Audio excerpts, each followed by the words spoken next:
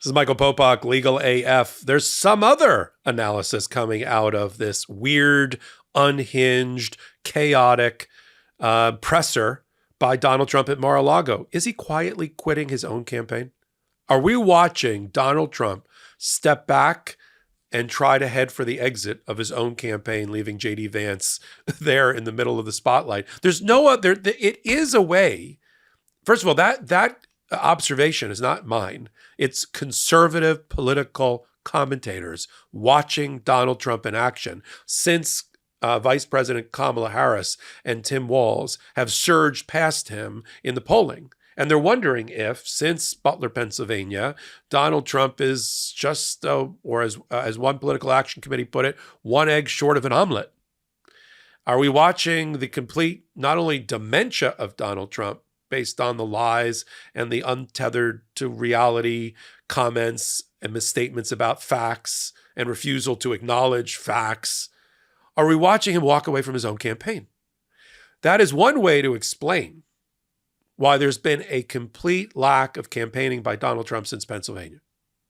I mean, he had one other rally when he named J.D. Vance in and around the convention, but what since? What have you seen him do since? Sure, they've tried to photobomb Kamala Harris's events, but photobombing their events with a 9-person factory speech by J.D. Vance, or trying to walk over to Air Force Two to try to get some press that day and the news cycle, is not a substitute for 20, 50, 100,000 people of rabid fans of Kamala Harris and Tim Walz screaming their names as this campaign moves towards the finish line and the gold medal.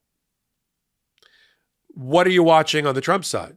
Let me tell you what he has decided. Again, he's literally phoning in his own campaign. It's phone-in interviews to Fox, phone-in interviews to other friendly news organizations or radio shows. It was all of that and no campaigning.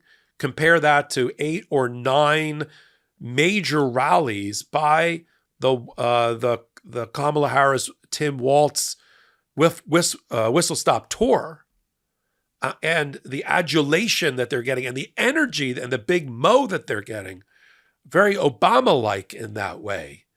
And Donald Trump is phoning it in for an interview, and then he does social media posts and no rallies, no press conferences. Then he got goaded in to doing a press conference that he wasn't prepared for, that went horribly awry on the heels of his interview with the black reporters in Detroit that went horribly awry. I mean, I cracked the joke. I said, what's lower than 0% of the black vote? Because that's what Donald Trump's going to get after being disrespectful to black Americans and black women Americans who were reporters on that event. Fast forward, J.D. Vance tries to attack Kamala Harris and says in some sort of weird 0 dark 30 numbers countdown, 19 days since Kamala Harris had a press conference. And so that goaded Trump to have a press conference on the heels of what happened in Detroit at Mar-a-Lago for an hour. And what happened there?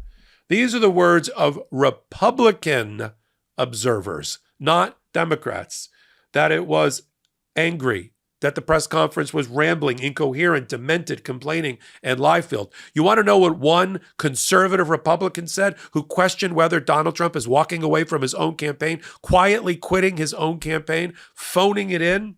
Here's what she said. When I read this to you, you're going to think I'm reading from Democratic positions. No.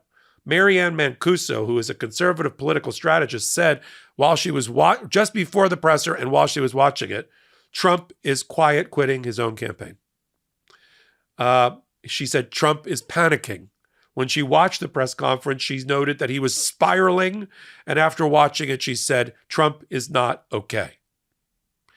Veterans who vote, a political action committee, went one further in talking about the commander-in-chief role for somebody who's so demented and unhinged and quietly quitting.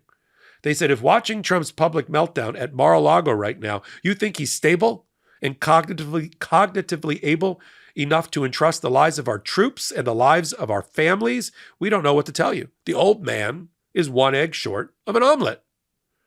And then others, including former Trump press secretary Stephanie Grisham. These are Trump people, by the way. Said right after the press conference, quote, "He's panicking. I've seen this play many times. He thinks his team is failing him, and no one can speak better, save his campaign, defend him, but him. He hates the coverage Harris is getting, and he thinks only he can fix it." But the campaign schedule for Donald Trump tells a different story. It's been strangely empty, as has been reported. The Republican National Convention happened. Butler, Pennsylvania happened. But what's happened since? He's holding this week alone, and the week is almost over, one campaign rally in Bozeman, Montana. I mean, with all due respect to Montana, there's more livestock than people. They don't vote. So, I mean, that's not a battleground state, Bozeman, Montana, last I looked. And so that's where he's at, while Harris and WOLZ are doing a whistle-stop tour through all the battleground states and getting the adulation and the energy and the big momentum.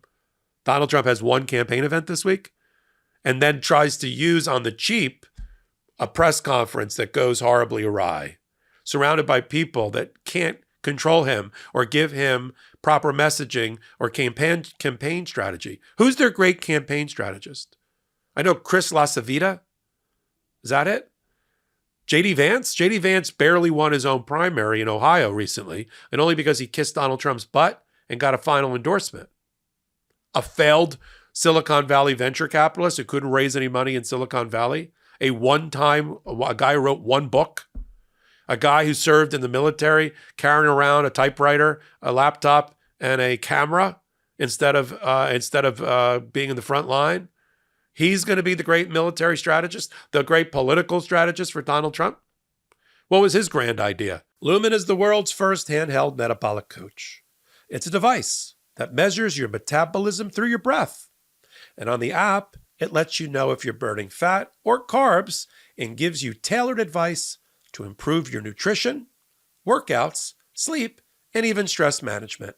All you have to do is breathe into your Lumen first thing in the morning, and you'll know what's going on with your metabolism, whether you're burning mostly fats or carbs. Then, Lumen gives you a personalized nutrition plan for that day based on your measurements. You can also breathe into it before and after workouts and meals, so you know exactly what's going on in your body in real time. And Lumen will give you tips to keep you on top of your health game, because your metabolism is at the center of everything your body does. Optimal metabolic health translates to a bunch of benefits, including easier weight management, improved energy levels, better fitness results, better sleep, etc. It can also track your cycle and adjust your recommendations to keep your metabolism healthy through hormonal shifts, so you can keep up your energy and stave off cravings. So if you want to take the next step in improving your health, go to lumen.me/legalaf to get 15% off your Lumen. That's lumen.me/legalaf for 15% off your purchase. Thank you, Lumen, for sponsoring this episode. Hey, here's an idea. I would just like to be on Trump Air, or whatever they call that, Air Force Trump, when they're coming up with the ideas today. Well, we don't want a campaign. Okay. I'm just like Trump at the top of the conference table. Oh, I don't want a campaign. I don't want to go to any rallies. I don't want to go to any battleground states. I want to phone into Fox and Friends, and people around the table going, okay. I want to do some social media mean tweets. Okay. And then JD, here's an idea. Think about this. This is like a frat house stunt gone awry. When you land at the airport, you walk across the tarmac and you approach Air Force Two with our vice president on it and the Secret Service detail that could take you out. And you act like you own the place, right? Like you're the landlord and she's the tenant. That's a good look. You know, when the white 39-year-old guy walks over to try to evict the black vice president from Air Force Two, let's try that. And see if you get some buzz around that and photobomb her huge rally the same day in the same area? Or why don't I get, oh, wait. Trump's like, oh, wait, I got a better idea. While she's got a rally of 30 or 40,000 people screaming her name and Tim Walz's name, you go to a factory. I got it. You go to a factory with 9 people. That'll balance. And then wait, get a sign. JD, take this down. Write this down, JD. Get a sign that says Kamala Chaos, but put enough people in front of the bottom of the sign so when the camera's on you, it looks like you are endorsing Kamala Harris because all it says is Kamala above your name. Do that. And then we're not going to do any other rallies this week. And they're all like, okay, boss, that's it for the week? Yeah, then we put a lid on it. Then we're done. And we'll talk about next week. And somebody in the back raises their hand and said, President Trump, we only got 90-something days left. Like, every day matters. And this is not enough for a campaign. Yes, it is. And then he decides, I'm going to do the press conference because J.D. Vance tried to call out Kamala Harris and say she hasn't had a presser. So he had to have a presser, and that backfired. That's all they've done. Bozeman, Montana, a press conference, a couple of mean tweets, and a radio and a TV interview. That's it. Against the big momentum of Kamala Harris and Tim Walz. Is he quietly quitting his own campaign? I mean, he's got an excuse. There was a rumor that made a lot of sense. It had that truthiness, as Stephen Colbert used to say, about it. That Trump was considering dropping J.D. Vance after the first week. And he was going to use Joe Biden deciding not to run for re-election, not thumbs up on that particularly, as his excuse. And he'd get rid of J.D. Vance and bring on somebody, I guess, that could try to help his campaign. You know, maybe like, I don't know who at this point, but that he didn't do it. The question is, he has an out to quit the campaign. He could say, you could picture this, right? He could say at Mar-a-Lago, I underestimated the impact of Butler, Pennsylvania on my brain. And as people probably have noted during my press conferences, I'm having some difficulties. And so I want to spend more time with my family and my grandchildren and go back to being the amazing business person that I was and back on television with another season of Celebrity Apprentice. And so I'm going to step down. There is a recent historical precedent for doing that.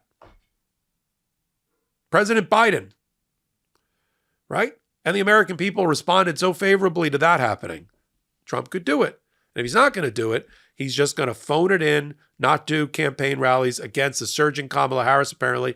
And the question is he quietly quitting his own campaign, leaving J.D. Vance, this 39-year-old mythical creature that we don't know where he came from and what rock moved in the middle of the night that he crawled out from under, to entitle him to challenge the valor of Tim Walz, 24 years in the National Guard and the Army, who then served his country a second time for another 12 years or more as a congressperson from a rural district in Minnesota, and then served the people of the state of Minnesota as a 2-term governor, while Tim Walz is a failed venture capitalist, right? Is a failed owner of a phony charity in Ohio, who wrote a book once and had been in the Senate and had done nothing there for several months before Donald Trump picked him as his running mate. The quiet quitting of the Trump campaign. That is the thematic here. We'll continue to follow it all on the MeidasTouch Network and on Legal AF. Tune in on Wednesdays and Saturdays at 8 p.m. Eastern Time. On this YouTube channel, help them get the MeidasTouch Network to 3 million free subscribers. I thought by Election Day. Now I think Labor Day, right? We're surfing the wave of Kamala Harris enthusiasm, right? Make an honest man of me. Get another 30 or 40,000 subscribers for free to join the network organically by word of mouth before Labor Day. And then we sit at that intersection of law and politics twice a week on that podcast, Legal AF. 3 or 4 top stories at the intersection, law, politics, with lawyers talking about things they know what they're talking about. Wednesdays, I do it with Karen Friedman Agnifilo. Saturdays with Ben Meiselas. And then on hot takes like this about every hour on the MeidasTouch Network. So until my next hot take, until my next Legal AF, this is Michael Popok reporting. Heary, heary, Legal AF Law Breakdown is now in session. Go beyond the headlines and get a deep dive into the important legal concepts you need to know and we discuss every day on Legal AF. Exclusive content you won't find anywhere else, all for the price of a couple of cups of coffee. Join us at patreon.com/legalaf. That's patreon.com/legalaf.